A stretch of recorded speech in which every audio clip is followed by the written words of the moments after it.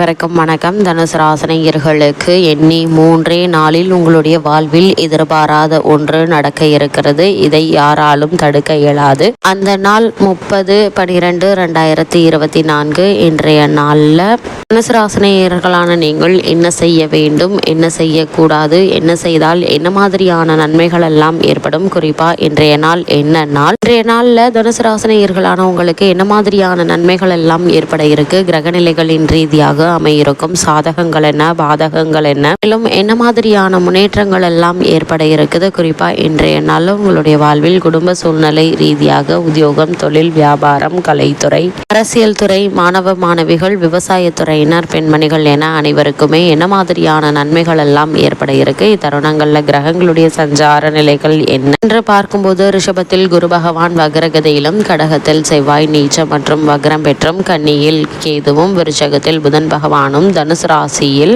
சூரியனும் சந்திரனும், மகரத்தில் சுக்கிரனும், கும்பத்தில் சனி பகவானும், மீனத்தில் ராகுவும் சஞ்சரிக்கிறாங்க. இந்த கிரகங்களுடைய சஞ்சார நிலைகளின் காரணமாக தனுசு ராசினியர்களுடைய வாழ்வில் மேலும் என்ன மாதிரியான முன்னேற்றங்கள் எல்லாம் ஏற்பட இருக்கு என்பது குறித்தான முழுமையான பதிவு தான் இந்த வீடியோல நம்ம விரிவா பார்க்க போகிறோம். அந்த வகையில் 2024ஆம் ஆண்டு மார்கழி மாதம் அமாவாசை தேதி நிகழ்கிறதுங்க, 30ஆம் தேதி. இந்த அமாவாசையை பொறுத்த வரைக்கும் சூரியனும் சந்திரனும் ஒரே நேர்கோட்டில் வரும் நிகழ்வினை அமாவாசை நாள் என்கின்றோம். ஜோதிட சாஸ்திரப்படி சூரிய பகவான் தந்தை உறவுக்குரிய கிரகமாகவும், சந்திரன் தாய் உறவுக்குரிய காரணமாக கருதப்படுகிறாருங்க. அதனால் இந்த இரு கிரகங்களும் நேருக்கு நேர் சந்திக்கும் நாளில் முன்னோர்களை நினைத்து வழிபடுவதால் பித்ருலோகத்தில் இருக்கும் அவர்களுக்கு நற்கதி கிடைக்கும் என்பது ஐதீகம். அமாவாசை அன்று தர்ப்பணம் கொடுத்து வழிபட முடியாவிட்டாலும் முன்னோர்களை நினைத்தும் எள்ளும் தண்ணீரும் கண்டிப்பாக இறைக்க வேண்டும். தெய்வங்களை வழிபடுவதற்கு எத்தனையோ விரத நாட்கள் இருந்தாலும் முன்னோர்களை வழிபட்டு அவர்களின் ஆசியை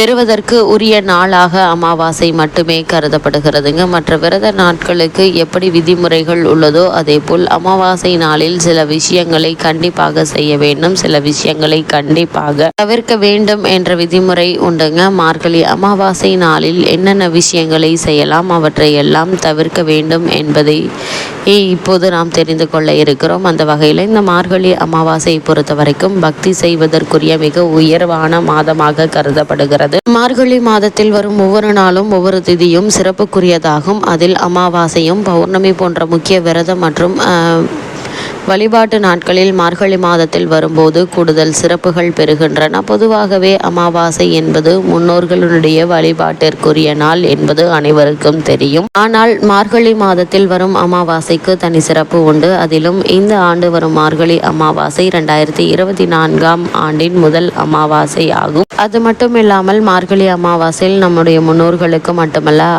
கால மரணம் அல்ல துர்மரணம் அடைந்தவர்களுக்கு மார்கழி அமாவாசை என்று தர்ப்பணம் கொடுத்து வழிபட்டால் அந்த ஆத்மாக்கள் துன்பப்படாமல் வைகுண்ட பதவியை அடையும் என்பது நம்பிக்கை. அது மட்டுமில்லாமல் மார்கழி அமாவாசையில் இருந்த நம்முடைய முன்னோர்களுக்கு தர்ப்பணம் கொடுத்து வழிபட்டால் நம்முடைய பல தலைமுறைக்கு இருக்கும் பித்ருதோஷம் நீங்கும். இந்த நாளில் விரதம் இருந்து வழிபட்டால் பித்ருதோஷம் நீங்குவதுடன் வீட்டில் மகிழ்ச்சி, வளர்ச்சி, செல்வ வளம் ஆகியவை அதிகரிக்குங்க. அது மட்டும் இல்லாம மார்கழி அமாவாசை நாள் அனுமனின் அவதார தினம் என்பதால் இந்த நாளில் தான தர்மங்கள் செய்வதால் சனி தோஷம் உள்ளிட்ட அனைத்து கிரக தோஷங்களையும் நீக்குங்க. ஜாதகத்தில் சந்திரனால் பாதிப்பு உள்ளவர்கள் மார்கழி அமாவாசை நாளில் நவ கிரகங்கள் இருக்கக்கூடிய சந்திர பகவானுக்கு விளக்கேற்றி வழிபடலாம் அல்லது சிவபெருமானுக்கு விளக்கேற்றி வழிபட சந்திரனால் ஏற்பட தொல்லைகள் நீங்கும். இப்படி பல சிறப்புகள் மிகுந்த மார்கழி அமாவாசையில் என்னென்ன விஷயங்களை செய்யலாம், என்னென்ன விஷயங்களை செய்யாமல் தவிர்க்க வேண்டும் என்பதை தெரிந்து கொள்வோம். அது மட்டும் இல்லாமல் இந்த மார்கழி அமாவாசையான இன்றைய தினத்தில் தனுசு ராசினியர்களான நீங்கள் செய்ய வேண்டியவை என்ன என்று பார்க்கும்போது புனித நதிகளில் நீராட வேண்டும். இந்த நாளில் புனித நீராடினால் கங்கையில் நீராடிய புண்ணிய பலன் கிடைக்கும். அன்னதானம், அரிசி, காய்கறி போன்றவற்றை தானமாக வழங்க வேண்டும். அதேபோல் இறந்து போனவர்களுக்கு தர்ப்பண பிண்ட தானம் ஆகியவற்றை செய்யலாம்.